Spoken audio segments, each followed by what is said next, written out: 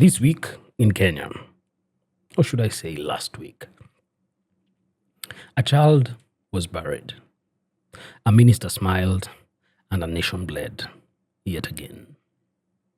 The police killed protesters, the president condemned the protesters, and parliament debated a great deal about, the protesters.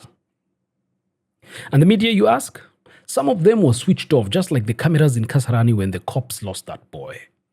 Meanwhile, Gen Z brought more organization, more courage, and let's be honest, more graphic design talent than the entire cabinet combined, and include there KJ, the Member of Parliament of Dagoretti. This wasn't just a protest, it was a warning. And the government once again decided to shoot the messenger.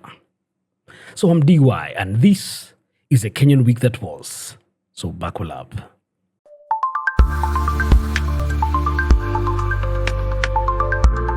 On Wednesday, June 25th, exactly a year after the deadly 2024 finance bill protests, Kenya exploded. From Nairobi to Mombasa to Kisumu to Bungoma, Nyeri, Kisii, Kitengela, Matu, Olkalao for heaven's sake, and even the Rift. Kenyans, especially the youth, rose up in defiance. This wasn't an Azimio march. This wasn't Raila's circus. This was Gen Z's, the meme generation, the hustler generation, the KPLC stole my tokens generation, saying enough. We are tired of dying silently. A total of 23 counties, tens of thousands carrying crosses, flowers, placards, and phones. Some even read the Constitution. Others, courageous enough to skate into riot police lines. They held up signs that said, "We are not the enemies of the state.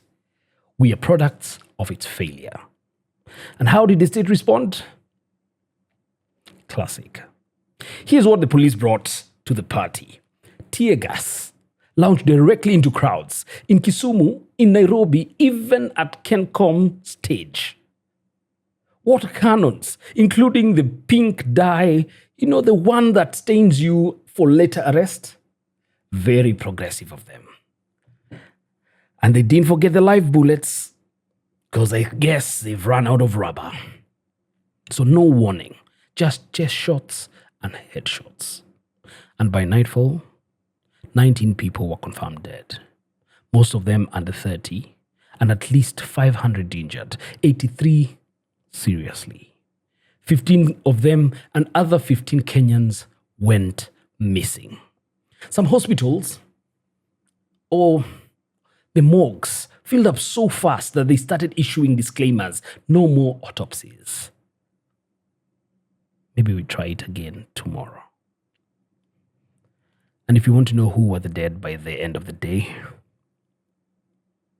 a schoolboy, a Kenya Power guard who was shot for guarding his own workplace, simply doing his job, and multiple youth activists who had taken the opportunity to stand against police brutality actually ended up experiencing it in the highest form ever.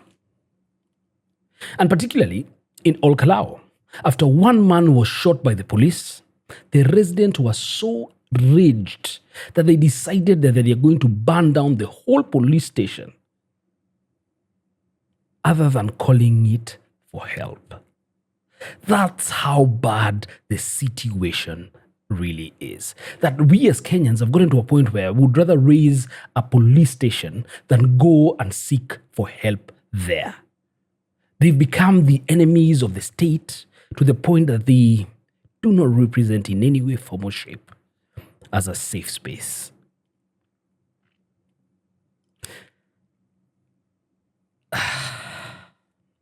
Then the government spoke. And this time in rhymes and riddles. First came Interior CS Kipchumba Murkomen, fresh from laying blame on everyone but the mirror. He told us these protests were coordinated, funded, and politically instigated. Funded by who? Twitch donations? My guy, he said protesters banned 88 vehicles, attacked 9 police stations, stolen firearms. Then the kicker, in verbatim, shoot to kill if police stations are attacked. We have told the police, anyone who attempts to go to a police station to attack, shoot them. These words from Interior Cabinet Secretary Kipchumba Murkomen shocked and outraged many Kenyans. Murkomen was reacting to protests that turned violent on Wednesday. A person who attempts to throw a stone at a police to try and kill them, we will not sympathize. Those were killed. Yeah. Cabinet Secretary. Not in Somalia. No, neither Syria. But in Kenya, publicly suggested extrajudicial killings.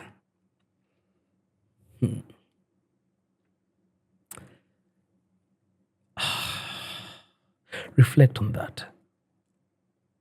That our cabinet secretary stood in front of the police officers and gave them instructions, claiming that if you're left with 5 rounds, that you should ensure you do maximum damage with those 5 rounds, insinuating that police officers had the right to kill innocent civilians. So how are we to tell that by you approaching the police station, you and a couple of other people, that the police have the with knowledge of determining whether you guys are protesting or seeking for help? Or should we play Russian roulette and hope that they do not aim their guns at you? But if you think that is bad, then President Ruto spoke. And in no mincing of his words, he said that this was not a protest, that this was an economic sabotage, that shops were looted, properties were burned, for heaven's sake. Sir, the economy was already burning before June 25th. Protesters do not loot food because they are criminals. They loot food because hunger is violence too. He then said, we will stand by the police. Well, sir, the question isn't whether you will stand by them. The question is, when will you stand by the Constitution? And if that was even worse, let's look at the clown house that is our parliament, where in parliament things got a little theatrical perhaps even. MPs shouted, senators cried, others tweeted from the car park like they were observers and not policy makers. Opposition MP demanded a commission of inquiry. Government MPs accused them of stage managing the chaos, and one UDA MP claimed the looting was meant to embarrass the president. Bwana MP, is poverty now an opposition plot? Meanwhile, no new protections were passed. No police was suspended. No word from IPOA unless you count. We will investigate ourselves again. But you know who spoke? The Kenyan Women Senators Association. They called out the sexual assault committed during the protest. Women and girls were R-worded and M-worded. And even some of the attackers even celebrated their heinous acts online. On Parliament, they filed that under any other business. While all this was happening, some TV stations were cut off mid-broadcast. Kenyans turned to social media to Twitter, justice for Albert, Maandamano 254, Ruto must go, shoot to kill trended globally. Protesters used live maps, legal aid numbers, and TikTok to mobilize faster than any NGO.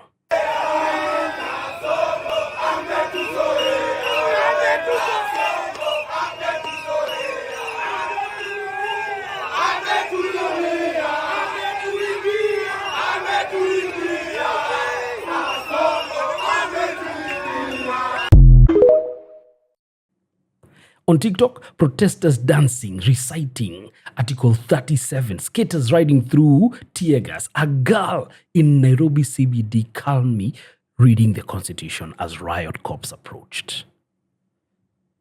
If you travel all the way to the land of Telegram, real-time updates were taking place. Volunteer medics, protest zones, heat maps. Meanwhile, the government spokesman claimed fake news is fueling this crisis, that all this is a charade and we do not want for it to be seen because we will be perpetuating the crisis even harder.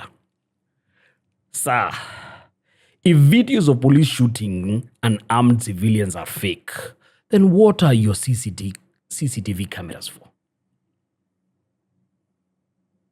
This makes us ask, so where is the justice? Because so far, not one police commander is suspended, not one official resignation, not one arrest for the 19 deaths, but 180 protesters were arrested. Some are still in custody, charged with unlawful assembly. Unlawful. It is our constitutional right to protest and to picket. This wasn't just about the finance bill or high taxes. It was about a system that only sees youth as voters or threats. A government that fears its own people more than it fears debt. A regime that funds body bags before jobs. Tear gas before textbooks and guns before governance. So dear Kenya, this week wasn't an accident. It was an accountability. It wasn't anarchy. It was your youth armed with nothing but voices and vision, being met with bullets and buttons. And if you are still thinking or asking what they wanted to live. Not just to survive, not to struggle, but to really, really live. So here's the truth. If you beat the youth into silence, you're not building peace, you're burying a nation. And the ghost of this week's dead, they will haunt every podium, every press release, every broken promise, because they didn't die for bread. They died asking for dignity. Later, the president asked, how do we want him to exit or to go with all this hashtag about Ruto must go? I mean, let's be honest with ourselves. What do you mean? What do you mean by Ruto must go? How do I go? Because we have a constitution in place, dear people. And he reminded that he's a man on a mission, that he will not be obstructed by anything or anyone. Now, let's take a quick detour from the burning tires to the burning trust. Because while the streets were on fire, so is the president's approval rate. And not in a good way. Introducing the Trustworthiness Equation.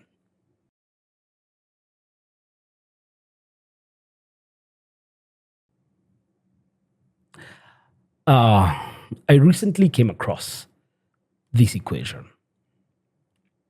And it grades your success, or why should anyone trust you? So it gives you a mathematical way of looking at it and trying to establish, are you trustworthy, or arithmetically, is it possible to increase your chances of you being trusted? And it resonated with me heavily because the president asked us, Why do we want him to go? And for that very reason, I put his career and time as president within the parameters of the equation. And let's see, if he would ever even be able to balance out, then we will have no reason but to rethink our position. But if he flanks the way I think he will, then Sugoi is calling. So this trustworthiness equation sounds like algebra for vibes. But stick with me. It's real. This is a trustworthiness equation created by people who wear suits, write books, and probably don't live in Kenya. But ironically, they explain Ruto's problem better than any Kenyan analyst ever could. Because you see, trustworthiness equals the fraction of C plus R plus I divided by SO. And for those mathematical brains that are out there, let me break it down. Because the C is credibility. Do you believe in what you say, Mr. President? Well, let's see. In 2022, you promised to lower the cost of living. In 2023, you introduced new taxes. In 2024, you called protesters economic saboteurs. And in 2025, you know what you said? I hear. Sir, at this point, even Google Map is more accurate than your public statements. So if you were to think about how much you would score President Ruto's term between a scale of 1 to 5, my guy is a measly 1. And let's talk about now the R, which is a reliability. Do you do what you say you will do? Sure. Bwana Ruto, Mr. President, you say that you are reliable. Hard to argue with you, because you reliably increased taxes, you reliably hire your friends, and reliably tweet with the youth while the youth are dying. If this was our loyalty program, Mr. President, you would be platinum tier. So again, we score 1. And finally, we think about the intimacy. Do we feel safe with you? This is where it gets grim. Do we feel emotionally safe with you, Mr. President? When Gen Zs showed up with flowers and the constitutional quotes, what did you do? You saw them shot. When people cried for justice, you sent more police. And when mothers buried their sons, you gave a speech about MSMEs.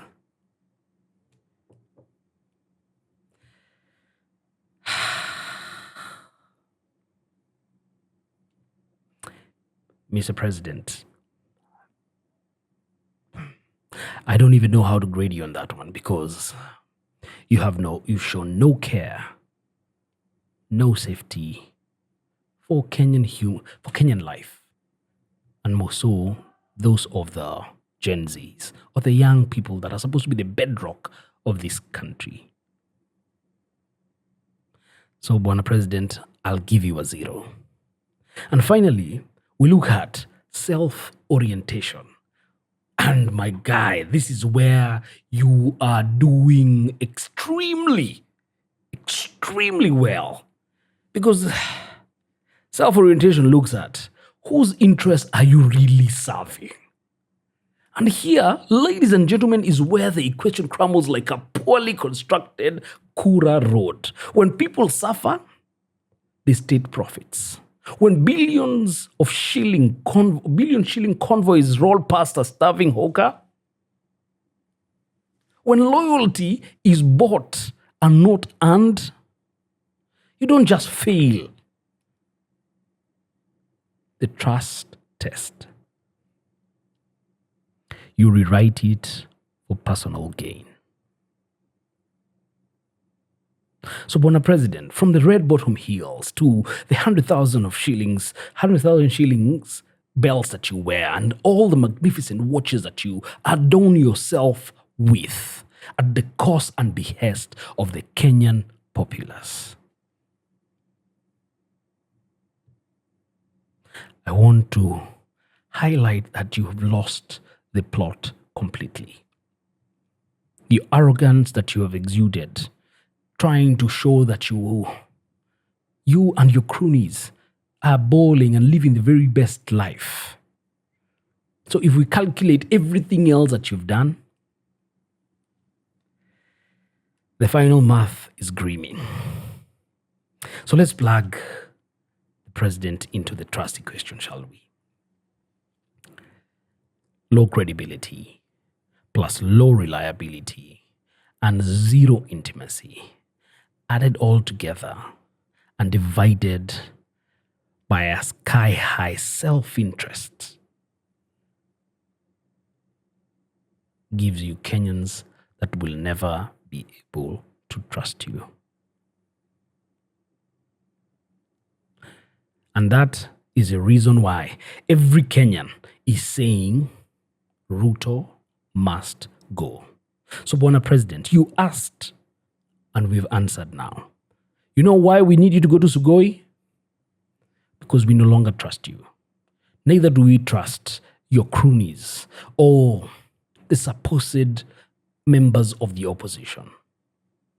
Kenya awaits a real and a new awakening. And that, my friends, is why the youth aren't just angry. They're disillusioned. Because trust isn't built with tweets. It's built with truth. And if your entire presidency is a pyramid scheme of broken promises, don't be shocked when the base collapses. I'm DY, and this was a Kenyan week that was. If you're watching this from State House, the people aren't coming for your seat. They are coming for the country. They are coming back. They are coming for their country.